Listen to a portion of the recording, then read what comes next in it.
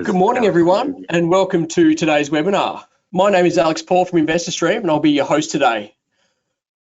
For today's special meeting for Besra Gold, you'll be hearing from Besra Gold Executive Director John Seaton, who will run through the special meeting agenda. Following that, Chief Technical Officer Dr. Ray Shaw will be providing an update on the company's recent progress, and you can download a copy of this presentation by navigating to the handouts pane in the control panel. Please feel free to send in your questions via the chat platform in the question pane in the GoToWebinar control panel, or simply email them to me at alex@investorstream.com.au. A copy of the webinar will also be available on Besra Gold's website and social media platforms later today. For now, I'd like to throw it over to John to commence proceedings. John, the floor is yours. Thank you very much, Alex. Well, welcome everybody to this special meeting of Besra Gold Inc.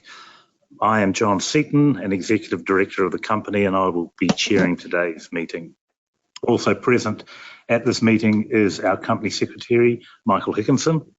Unfortunately, Jocelyn Bennett, our Executive Chair, and my fellow directors, John Morder and Paul Ingram, are unable to attend today's meeting, and they send their apologies. If there are no objections, I appoint Michael Hickinson, our Company Secretary, as Secretary of the meeting and as Scrutineer. Following the meeting, Dr. Ray Shaw, our Chief Technical Officer, will provide an update on the company's recent progress. After Dr. Shaw's presentation, a Q&A session will be initiated. Now, I do apologise in advance for the rather formalistic nature of the script, but it's necessary to comply with legal requirements in Canada and Australia, so there's nothing we can do about it. I can happily declare that a quorum for the transaction of business at this meeting of Besra shareholders is two persons who are or who represent by proxy shareholders who in the aggregate hold at least 5% of issued shares entitled to be voted at the meeting. We are quorate. I've received confirmation of that from our share registrar, Computershare Investor Services Limited, and that accordingly I declare this meeting open.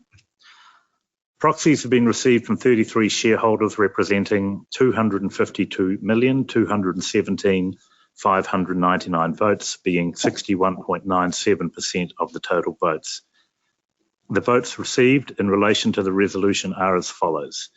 For Resolution 1, 137,365,108 for, 490,087 against, and 114,362,404 abstaining. On Resolution 2, 137,706,448 cast for, 103,772 cast against, and 114,407,429 abstaining. On Resolution 3, 181,164,234 against, for, 445,667 against, and 70,607,698 abstaining. As required by the ASX listing rules, all resolutions at today's meeting will be determined by a poll. Following the conclusion of the meeting, the results of the poll will be announced to the market as soon as possible. So today's proceedings are being held in compliance with the Canada Business Corporations Act and will address the resolutions set out in the agenda of the notice of meeting and the management information circular. I have a statutory declaration regarding the proper mailing of the notice of meeting and proof of service of such mailing. As shareholders have received the notice of meeting and management information circular, if there are no objections, I move a motion to dispense with the reading of the notice. May I have a seconder for that notice? Seconded. For that motion. Thank you, Peter.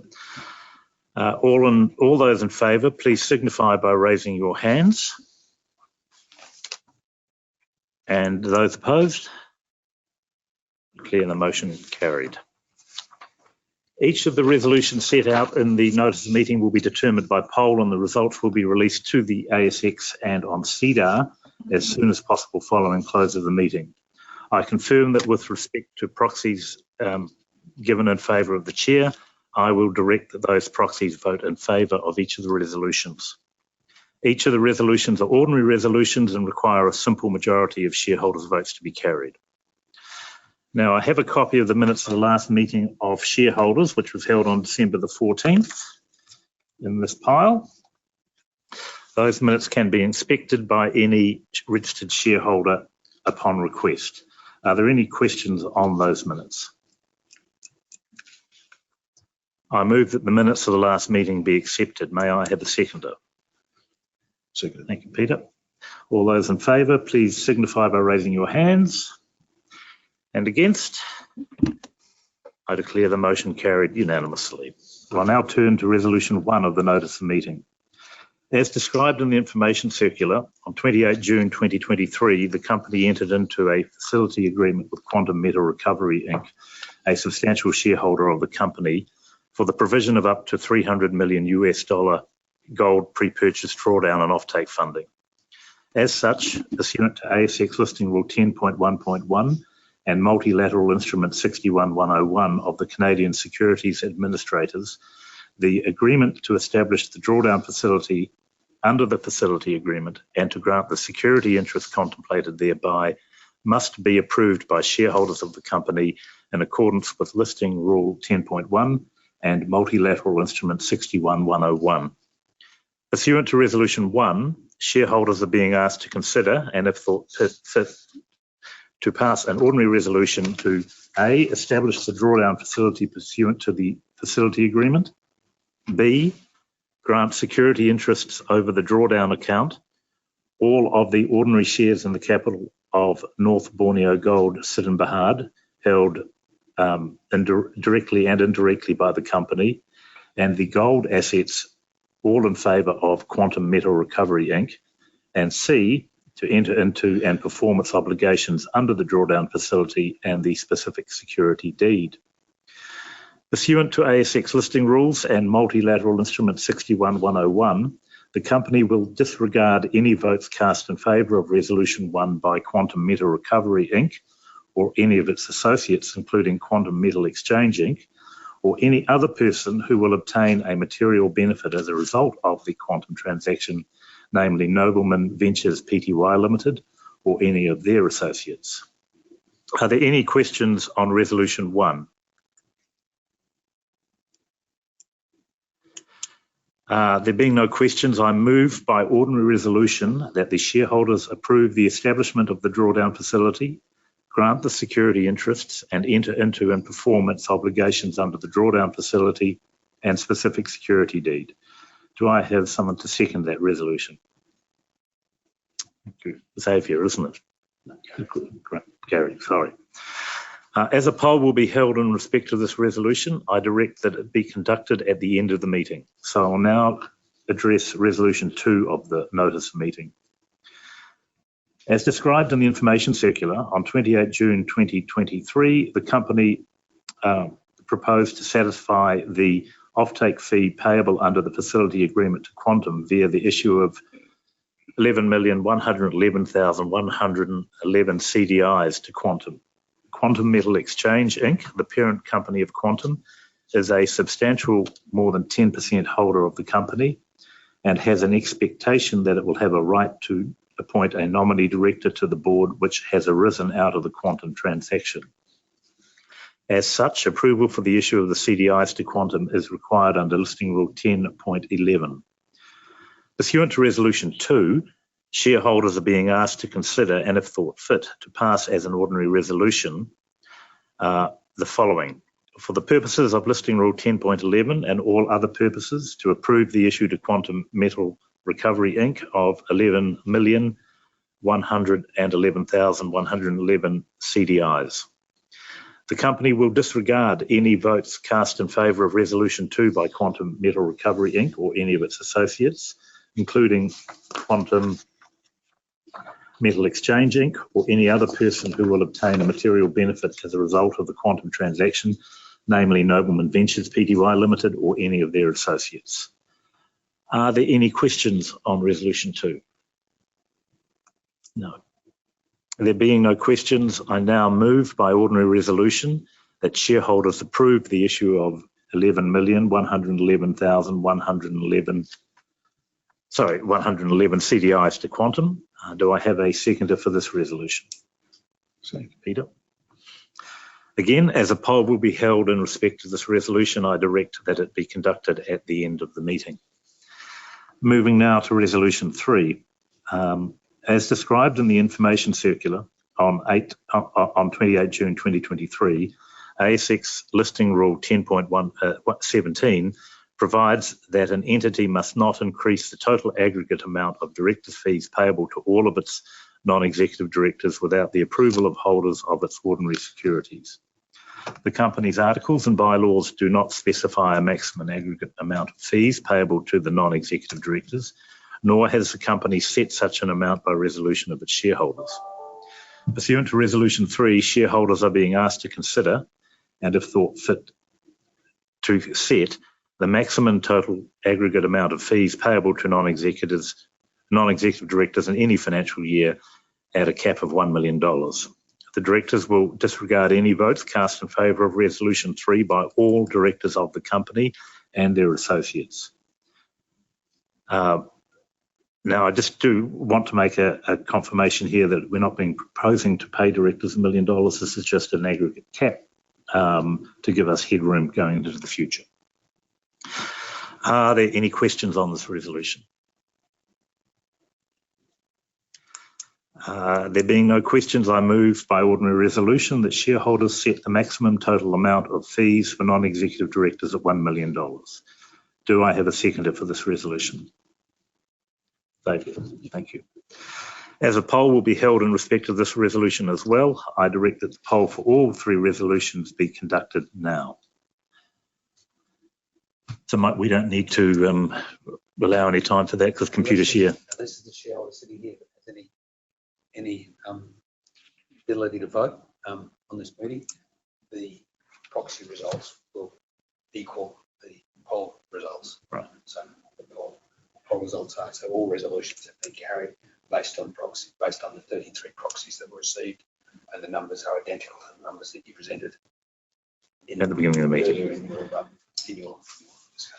Very good, thank you, Mike.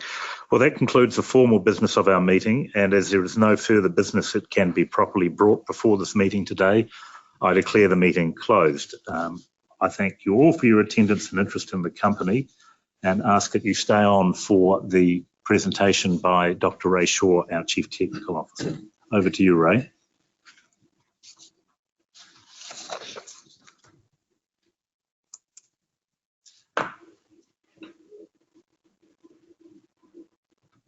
Thanks very much for that, John.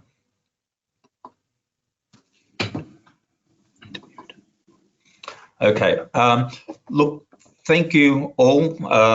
It's a very momentous day for Besra and its shareholders, and particularly doubly so for Quantum, of course, as our largest shareholder.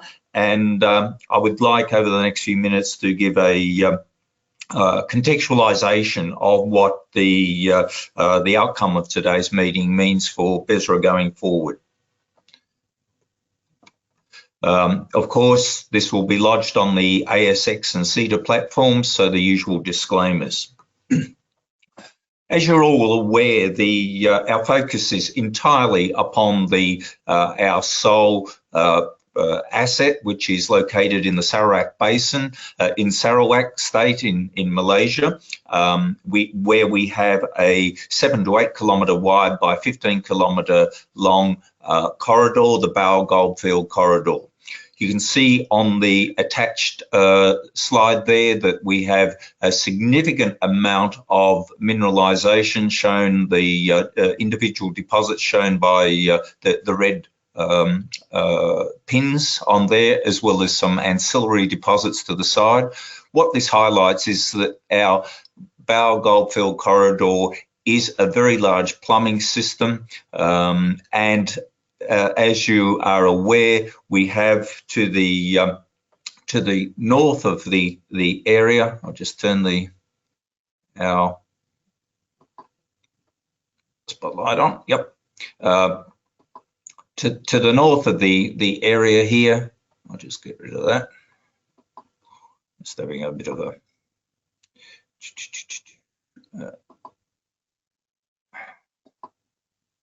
right. Apologies.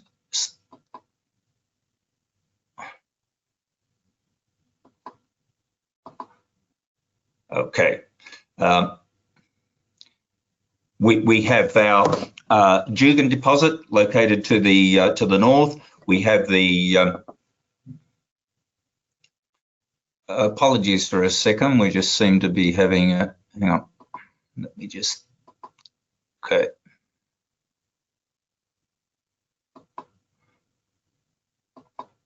Okay. So we have our Jugan deposit located up here, which is our most mature project, which I'll be talking about a bit later on. Bekajang, and down here to the south we have Jugan. Over the last 20 years or so, Besra and its antecedents have expended some US $60 million. We have a very large database, and on the basis of that database, some 250,000 meters of drilling. We have a JORC and 43101 compliant resource of the order of some 3 million ounces. It is this deposit, which is, as I say, is our key asset. And obviously, now that we have shareholder approving of the quantum funding facility, that funding facility will represent an absolute game changer for the company. And it obviously will remove the need for us to have a pipeline of equity-based dilutive funding requirements that typically cap the share price of companies transitioning from explorer to producer as we move to go into production from our most mature project at Jugan. The funding facility, which has just been approved, also provides certainty for implementing our core activities. And I emphasise the fact that obviously, in addition to being able to accelerate our final feasibility studies as a precursor to Jugan commercialisation, we'll also be able to accelerate our resource delineation studies. And under the JORC code, we believe that there's an additional 4.9 to 9.3 million ounces of exploration potential, which has been identified above and beyond what we currently hold in terms of our resource inventory of some 3 million ounces. Now, both these core activities, with the availability of the funding that we have from Quantum, will be able to be undertaken in parallel in order to maximise the full organic growth potential of our Bao Goldfield corridor. So what I'll do is, first of all, just talk about our commercialisation of the Jugan project. Jugan has some 60,000 ounces of resource drilling that's been undertaken to delineate some 870,000 ounces of measured and indicated and 90,000 ounces of inferred resource. It was, as shareholders will be aware, our key project at the initiation of our IPO when we listed on the ASX in 2021, and that drilling was very successful and included the intersection of higher grades than had been historically recorded. The mineralisation at Jugan extends from the surface, so it's a very low strip ratio, and the mineralisation body itself is a very predictable, well-bounded body controlled by an upper and lower thrust faults. An EIA has been approved for a pilot processing plant, and test pit construction has been approved for scaled metallurgical optimisation studies, which I'll go into shortly. Snowdens in Perth have been recently mandated for preparation of a mineable resource estimate of the Jugan project, which will integrate our 2021 and 2022 drilling results.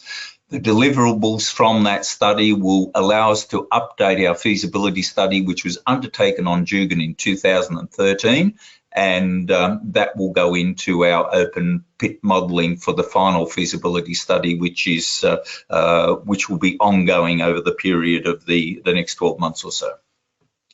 So just an update. People have been asking where are we at as far as our pilot plant at Jugan. What's happening there was, as mentioned, our environmental impact assessment has been approved. We have a project manager appointed.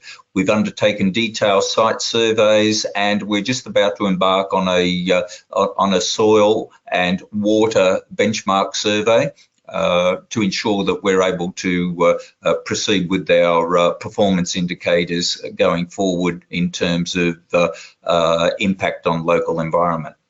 The pilot plant equipment procurement items have been finalised, and we'll now be able to get that equipment delivered to site. The site design earthworks and infrastructure requirements have been identified, and a preferred contract mining operator has been selected.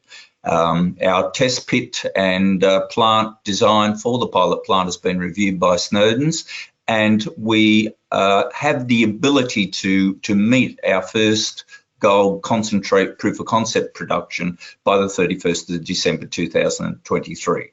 So behind the scenes, a lot of activity and coordination has already been underway, and we are confident of our ability to reach that first gold concentrate requirements by the end of the year.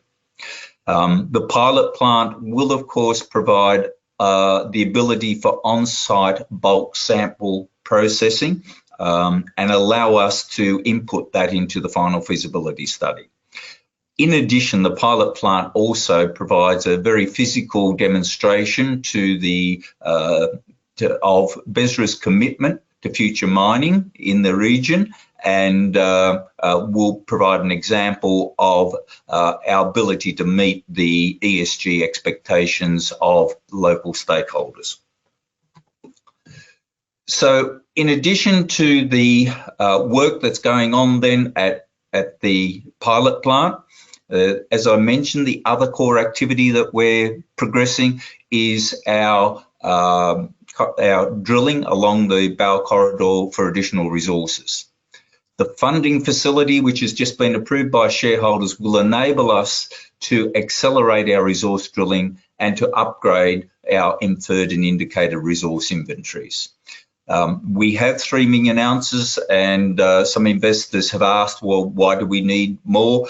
Quite frankly, we know we have a very large exploration target of additional 4.9 to 9.3 million ounces. There is a lot of potential for us to be able to add not only to this resource inventory, but also potentially to seek out zones that have got higher gold grades. And obviously with higher gold grades and the potential also for non-refractory free gold, there's an ability there to be able to greatly enhance the development scenarios going forward. I just emphasise the fact that at Dugan, the 3 million ounces or the 1 million ounces that we have at Dugan and the other 2 million ounces that we have elsewhere along the Bow Corridor, the vast majority of it is located at between 80 and 100 metres depth. So our studies recently, including a metal zonation study, have highlighted that there are target areas sitting below the existing wireframes where we do have the potential for higher grade gold endowment and the non-refractory gold as we intercepted at Bekajang in hole 27. We're also going to be accelerating our activities at Serenguk and Pedgeru, where the resource footprints are a priority for future delineation drilling. So as an example of where we see the future delineation drilling, what we can get with the growth that we can potentially see as a parallel objective to our commercialisation of Dugan is very much illustrated by the work we've been doing recently at Bekajang. Bekajang is just located outside of the township of Bow. We have an existing indicated resource for 120,000 ounces and inferred resource of some 524,000 ounces. Obviously, what we'll be doing is additional drilling to increase the classification of the inferred and raise it up to indicated and measured. This fairway, and as shown on the figure here on the right, in Puce is the showing the wireframe resource that we currently have, and we know that this resource, based on two mines which were the last commercial operation sites on the Bow Goldfield corridor. They closed in the 1990s, Bukit Young and Tai Parrot. They produced over 1 million ounces of gold, quite a bit of which was, particularly at Bukit Young, was non-refractory gold. So what we've been doing over the last 6 months down at Bekajang is pursuing some free gold that we located in drill hole 27, the first that had been sighted in this area. And the program that we had undertaken here was a diamond drilling program designed to ascertain the extent of thermal alteration that had occurred. One of the drawbacks that we had to trying to understand the potential of this area was that the historical drilling was primarily RC drilling, and so it was very hard to get a proper estimation of what was going on in terms of underlying potential. In the area of Bekajang, that traditional target had been what's known as the limestone shale contact. And on this slide here, on the left-hand side, the dark grey at the top is essentially the Pedawin Quaternary section, and then under that, the blue part of the stratigraphic column is the Bow limestone. And typically, we were encountering the shale limestone contact was within about 20 or 30 metres of the surface. There's some quite high grades in here, up to 30 grams. It was the traditional target, and what happened previously were that RC drilling was going down through this zone, and within 5 or 6 metres of the limestone shale contact would terminate. What we did last year and continued again this year was the first comprehensive diamond drilling, and we continued down, as this hole in 27 indicates, down through the Bow limestone to a depth of some 100 metres. And at hole 27, we encountered an interval of 13 metres between 58 and 71 metres with an average grade of 22.9 grams. And it was basically in this highly altered Bow limestone area where we were getting bonanza grade intersections of over 200 grams per tonne.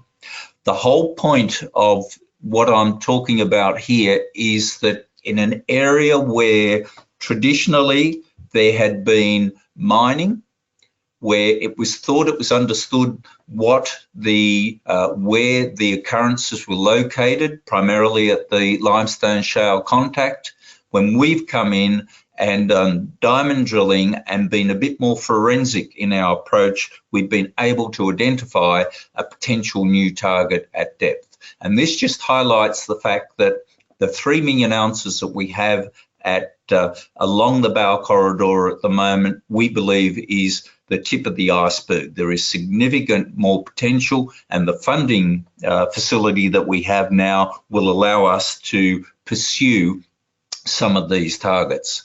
So over the last few months, we've been concentrating on following up on the drill hole 27 results there that I just mentioned, and we've been doing a number of drill holes to locate where the main trend of the hydrothermal alteration associated with the mineralisation extends.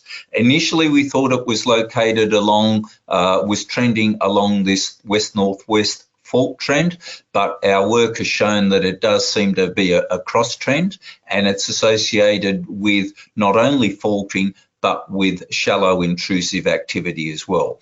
So at this stage, we're awaiting the final assay results of the drilling that we completed at the end of June, and that will be incorporated into a revised geological model, and then we'll be able to put together an assessment of what that means in terms of a future development of a deeper bonanza grade mineralization occurrence at the within the Bow limestone. The other key thing that the funding provides us with, which is as important as in these days as the resources itself, is the ability to be able to work with all local stakeholders and to have a commitment towards ESG requirements so that we can earn a social license. This is very important. Besra has a long association with the local communities, and now through the current funding arrangements and with Quantum's presence in Sarawak, it is really a relationship which couldn't be better scripted, and it will allow us to demonstrate our credibility in terms of working in conjunction with major stakeholders and decision makers to demonstrate that our intentions for mining are going to be to the benefit of the entire community. So that Besra has, over the last few months, been working in conjunction with the Sarawak Government's Centre for Excellence.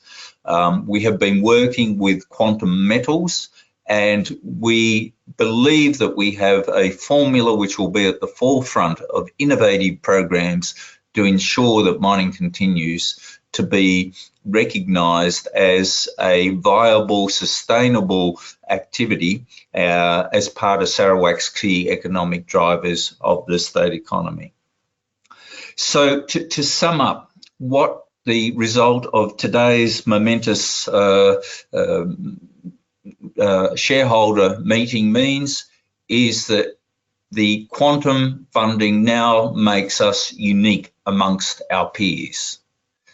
Besra's access to this funding puts us on a footing which is normally not associated with a junior mining company. Besra will have no need for dilutionary funding for the foreseeable future, and we have very positive implications, I'm sure, in our share price metrics as our projects move closer to production. Importantly, unlike smaller companies that even when they are able to get project finance, our proposed development of Dugan will not retard the company from progressively and aggressively exploring our other opportunities. We have a funding adequacy which will provide for parallel commercial development activities as well as accelerated resource delineation programs, as I've just outlined, in areas such as Pedru, Bekajang, Serenguk, and it gives us exposure to other potential opportunities. So through this funding facility and Quantum's strong ties, particularly in Malaysia and Sarawak State, Besra intends to be able now to very quickly reset its position in the short term.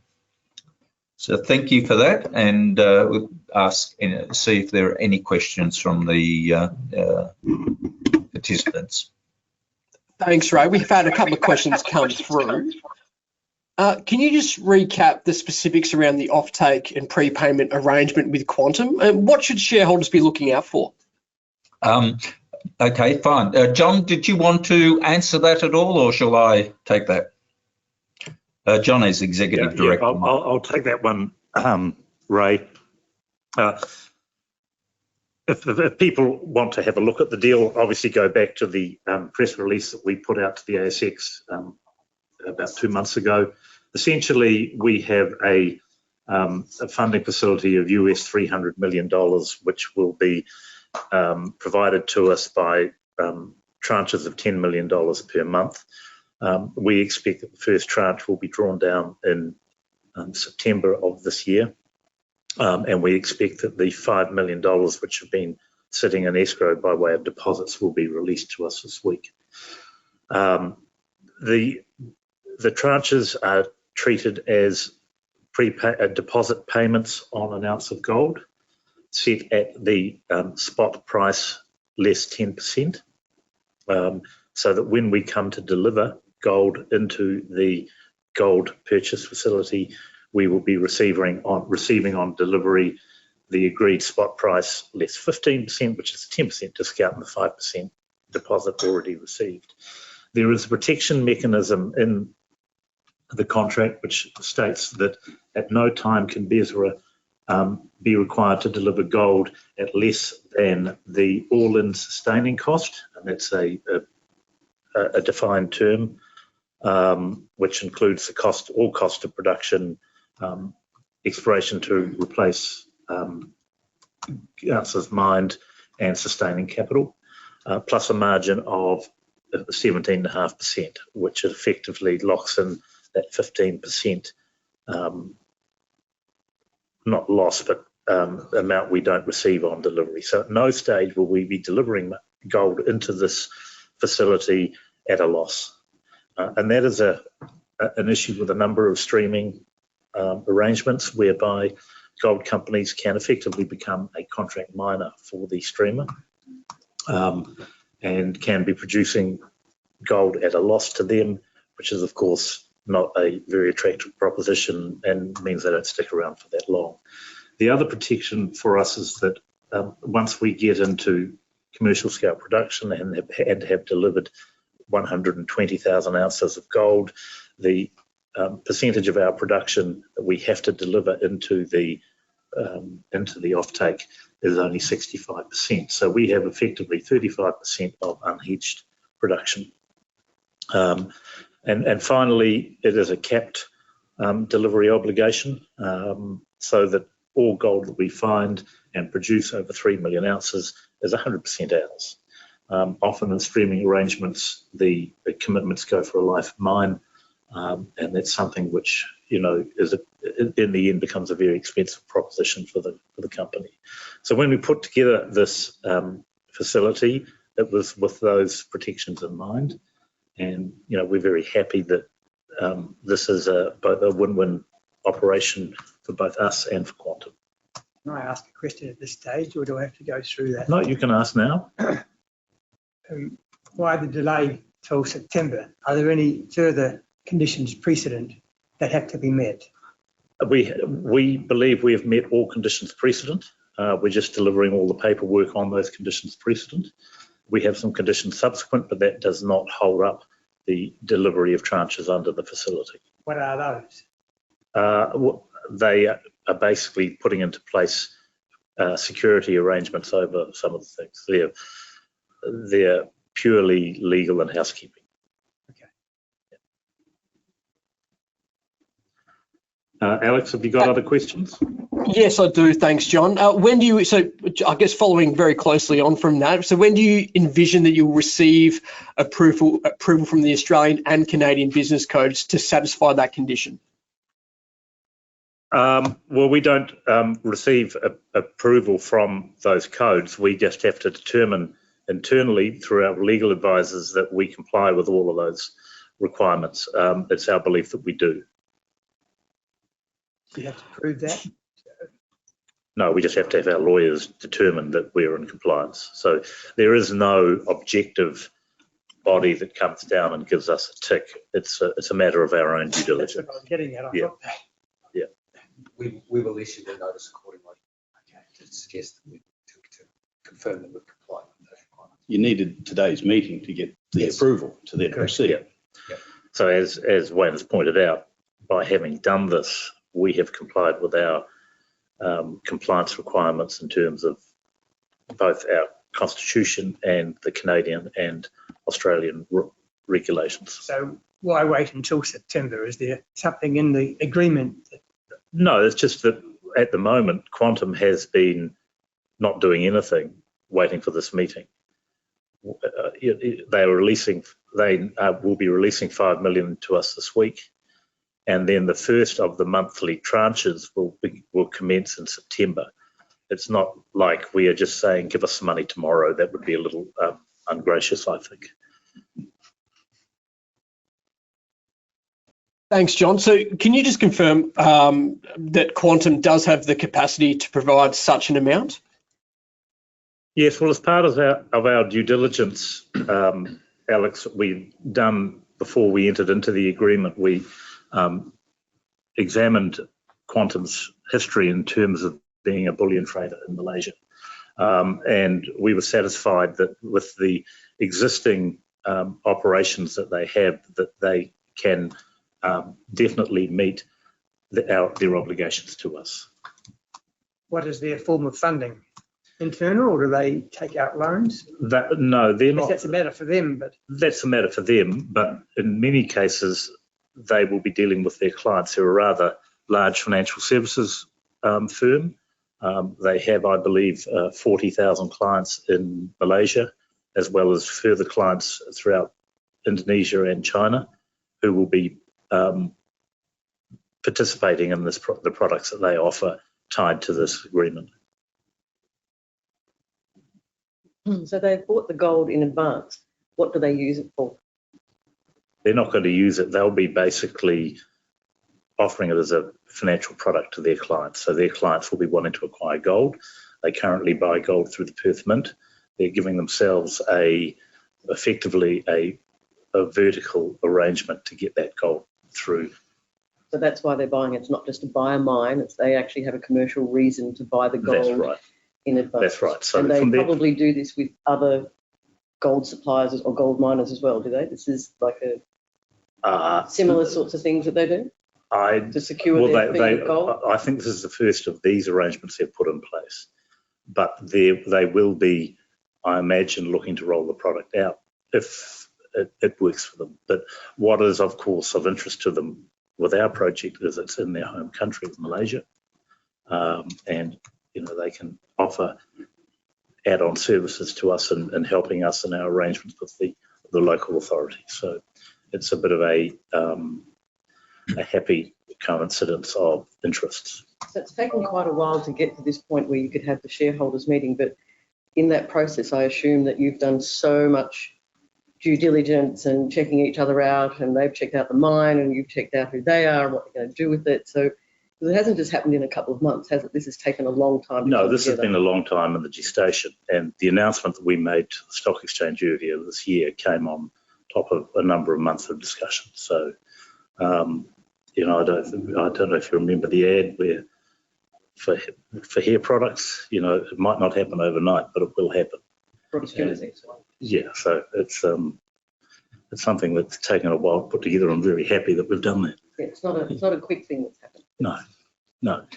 Can I just add too, John, that part of a large part of it is that, as John has pointed out, the principles of quantum are based in Malaysia, and one of the principles is actually based in Sarawak. They have known of the Bao Goldfield and its previous development history, and they're very keen to have that vertical integration and, in effect, give something back to the Sarawak state by seeing an indigenous resurrection of mining activities.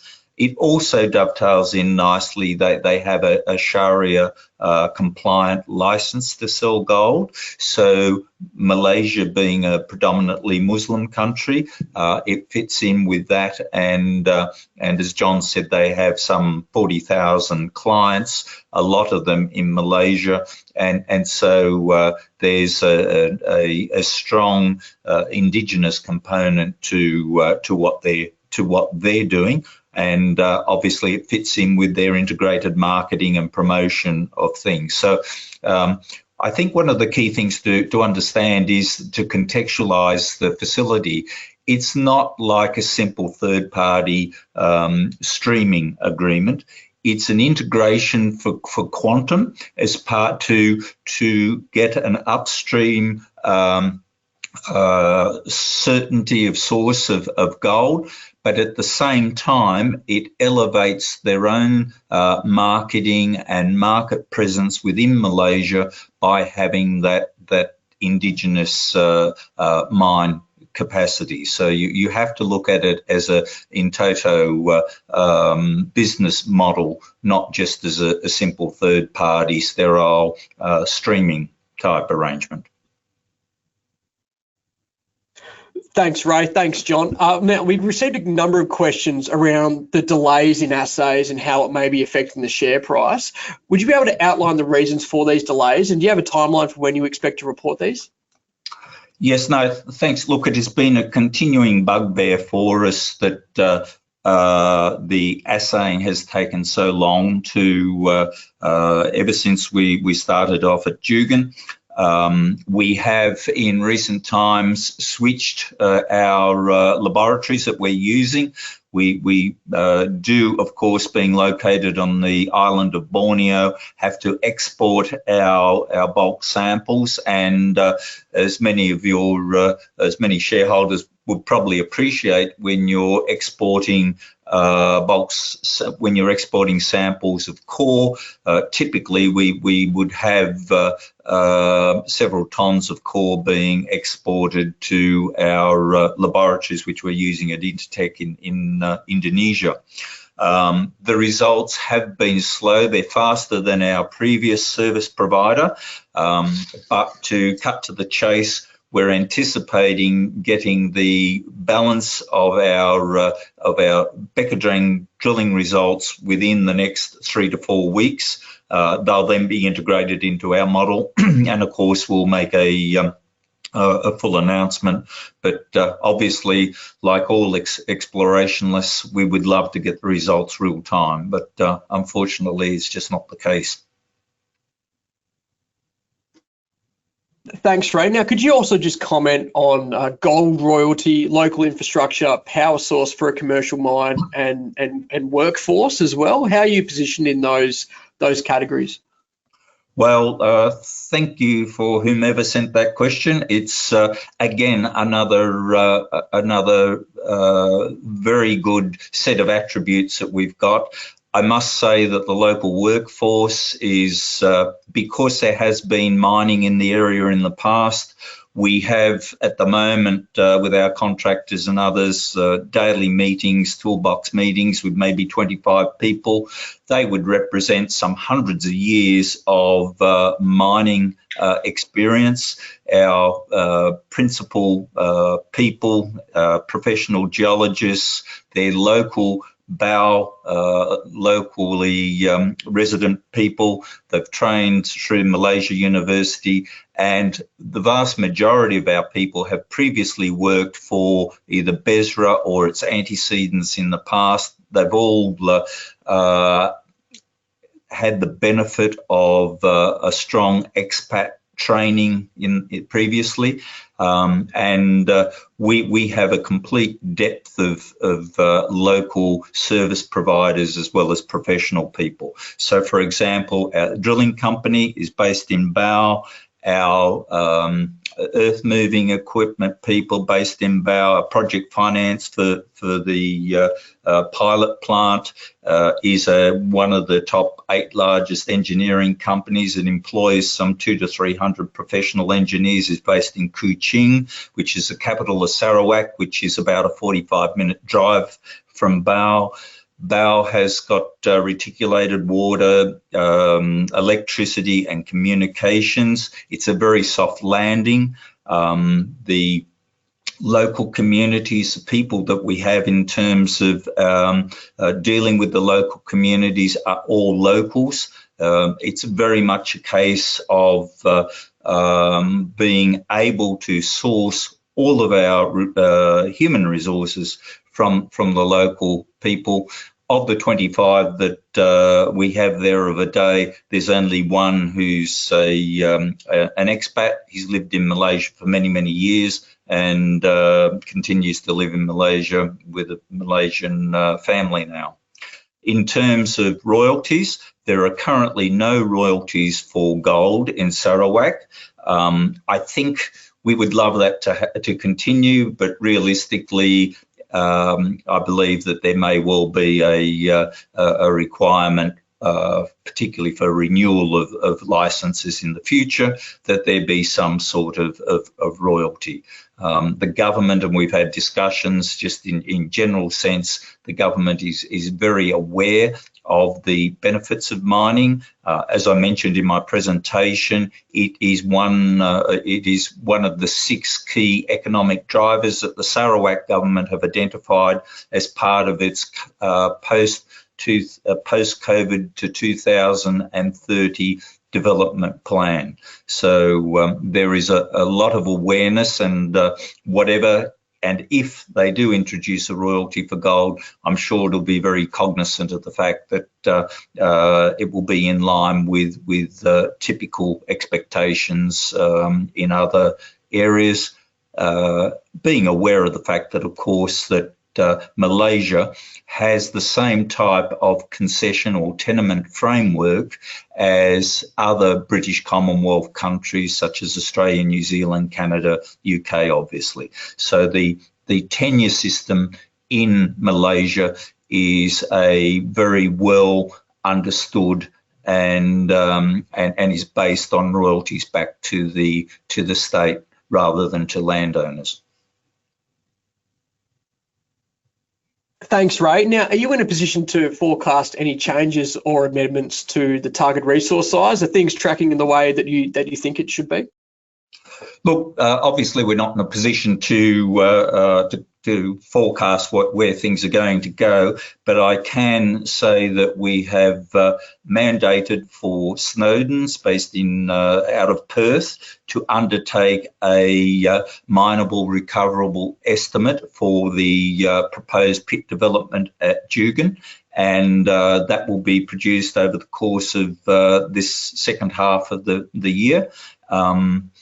The results of that will incorporate the drilling that was undertaken in 2021 and 2022. We're not in a position to opine on how they'll compare relative to the results that were in the 2013 feasibility study. But on first principles, the drilling results from 2021, 2022 tended to be of a higher grade than what had been historically obtained. So unfortunately, it will be a case, nevertheless, of just waiting until we get the Snowdens results, and obviously they'll be published in due course. Thanks, Ray. A couple more questions before we finish. You mentioned the environmental impact assessment has been approved for the Dugan pilot plant. Can you just recap, I guess, the next key catalysts to advance the preparations for this? And are you still on track to meet the first gold concentrate proof of concept production on December 31? Yes, the answer to the second is yes. We're confident that we'll be able to meet the requirements there. We have to produce a concentrate, and we believe that we'll be able to do that quite readily. There are, of course, with the EIA having been approved now, we're in the process of finalising with the project manager the plan designs. Now that we have the funding in place, we can go ahead and confirm the acquisition of the equipment, which has all been reviewed and is ready to be provided to us, and that will come on site in due course. Essentially, everything that we can do prior to the funding that we have now received has been done, and it is now just a case of pushing ahead now, with the consolidation of what we've done to date. Thanks, Ray. And John, I might address this final question through to you. You've addressed it in parts, but I think it might be a good one to finish on.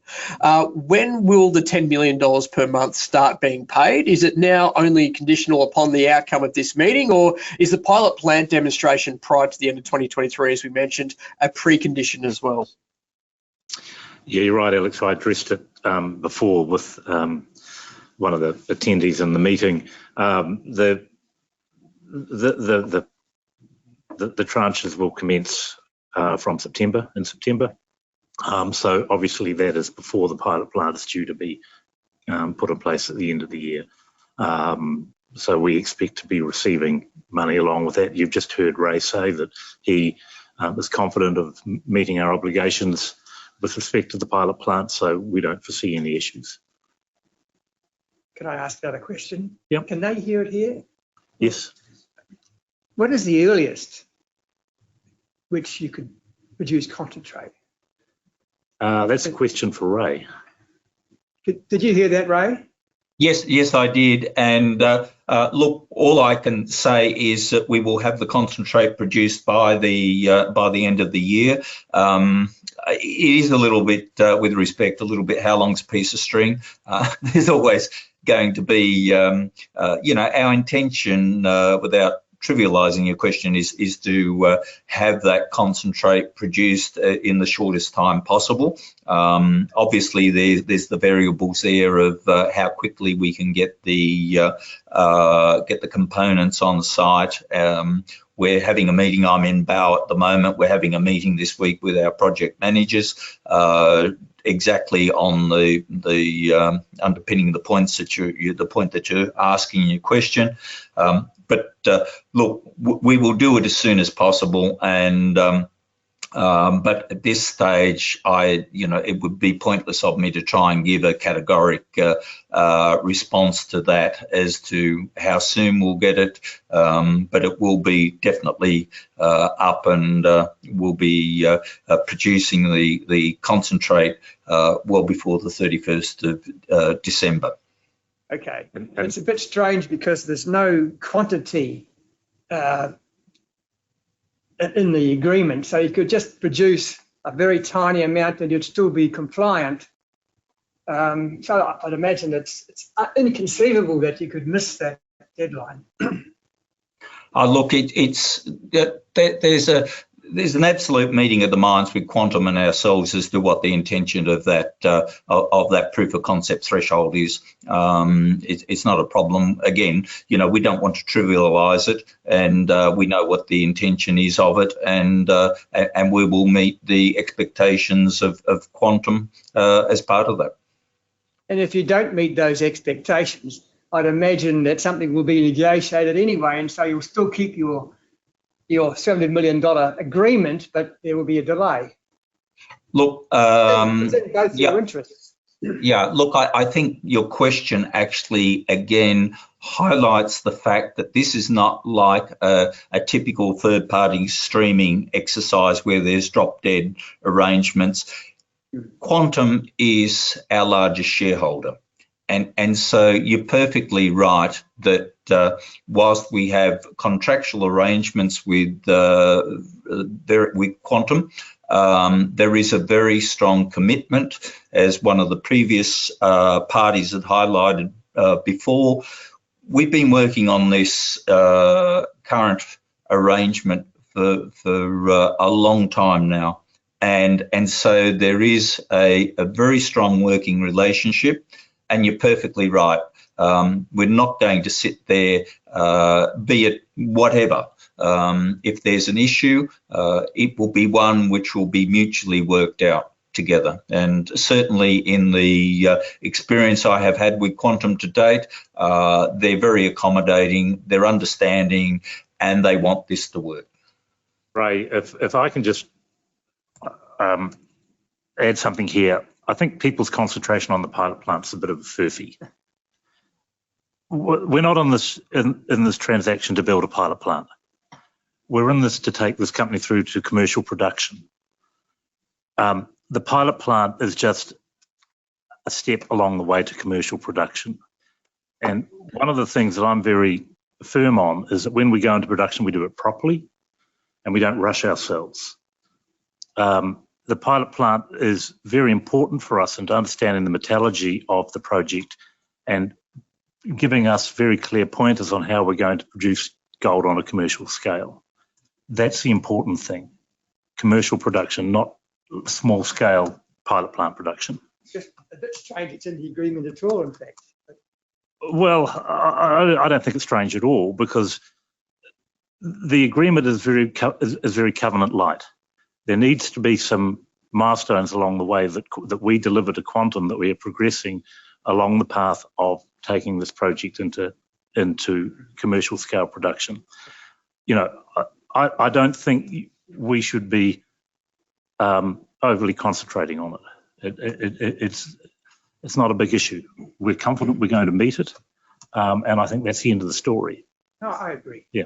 It seems to me it's a hand-in-glove arrangement. Like, they need the gold to supply for their commercial requirements. You need the money to mine the gold. You've got a third That's of it right. left for the company outside of this agreement.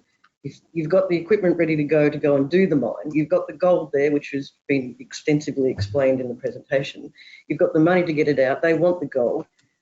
It's not a straightforward, someone's taking over the company or anything. It's a supply and deliver arrangement that's being funded. That's right. And overlaid on that is the fact that they're a major shareholder in the company. Yeah, correct. They want the company to succeed. They're not there to put up impediments. Yeah, so it's hand in glove. Yeah. No one's. That's right. It doesn't work if it doesn't. How realistic is it to, because the timelines originally reported was 12 months to 18 months to be in production. Is that still the key timelines that still?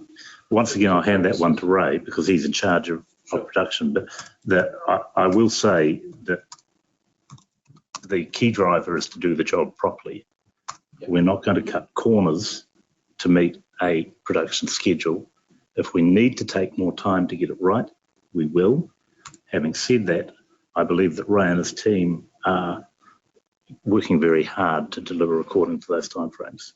Obviously, if a major discovery was made in the next few months for this new drilling, then that changes things entirely because you'd be concentrating on that. It might take a bit longer, but so what? That's right. I mean, if Ray continues with the work he's doing at Bekajang on very high grade areas, it may change the way that we approach the gold field.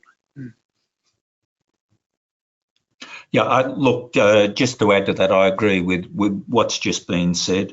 The key takeaway is that what we're doing at Dugan at the moment will not retard or detract from our other work, and the corollary of the fact that the drilling to date and most of the resources in the top 80 to 100 metres, and there has not been comprehensive forensic understanding and drilling elsewhere in the trend, says precisely that it is incumbent upon us now, given the funding facility, to better understand the nature of the beast that we've got. And you're perfectly right. I mean, if we find an area that's got 5-10 grams of free gold or refractory gold, it could change quite dramatically how we progress. But we crawl before we walk, before we run. We want to progress things. Quantum wants us to produce gold. We've got our most advanced project, which we believe is perfectly capable of doing that. And to the question that you asked, how long will it take? I agree entirely with John. It's a bit like you can meet a deadline, but if something's wrong after the deadline, everybody remembers that things are operating optimally. They forget that the deadline was met. It's most important that we get everything right. That is not flagging that we're thinking that we can't meet the timelines, but the whole point of the pilot plant is, and John's perfectly right, let's not get too focused on it.